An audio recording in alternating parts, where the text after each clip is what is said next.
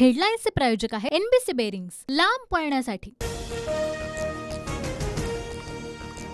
सगळे सोयऱ्यांबाबत अध्यादेश आज रात्रीपर्यंत काढा। आज वाशीतच थांबतो, मुंबईत येण्याचा निर्णय उद्या दुपारी 12 वाजता घेणार, जरांगे पाटील ठाम। मुंबईत येणारच, अध्यादेश मिळाल्यास गुलाल घेऊन येणार, अन्यथा उपोषण करणार, जरांगे पाटलांचा इशारा। नोंदी असणाऱ्यांच्या शपथपत्राच्या आधारे नोंदी नसणाऱ्यांना कुणबी प्रमाणपत्र द्या, मनोज जरांगे पाटलांची मागणी। 100% आरक्षण मिळेपर्यंत मराठ्यांना मोफत शिक्षण द्या, आमच्या जागा राखीव ठेवून शासकीय भरती करा, जरांगे पाटलांची मागणी। कायदा सुव्यवस्थेबाबत वर्षा निवासस्थानी बैठक, मुंबई पोलीस आयुक्त विवेक फणसाळकर पोलीस आयुक्त बैठकीला उपस्थित।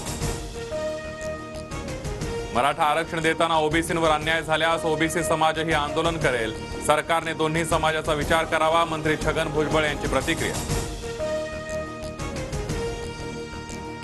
मागणी संविधानाच्या कक्षेत आहे का याचा विचार आंदोलकांनी करावा, ओबीसी नेते बबनराव तायवाडेंची मराठा आंदोलनावर प्रतिक्रिया। शांततेत आंदोलन करावं, हायकोर्टाच्या निर्देशाचं आम्ही तंतोतंत पालन करू, उपमुख्यमंत्री फडणवीसांची प्रतिक्रिया। तर आरक्षणावर चर्चेतून मार्ग काढण्याचा प्रयत्न करणार, अजित पवारांचं वक्तव्य। इतरांच्या आरक्षणाला धक्का न लावता मराठा आरक्षण द्या, मराठा आरक्षणाच्या मुद्द्यावर पंकजा मुंडेंची प्रतिक्रिया। जरांगे पाटलांच्या आंदोलनावर तोडगा न काढल्यास मुंबईमध्ये हाहाकार माजेल, मुख्यमंत्र्यांनी जरांगेंची भेट घेऊन तोडगा काढायला हवा, संजय राऊतांची प्रतिक्रिया। मराठा आरक्षणाच्या जरांगे पाटलांच्या सर्व मागण्या मान्य, शासनाच्या नियमानुसार अंमलबजावणी होणार, मंत्री दीपक केसरकरांची माहिती।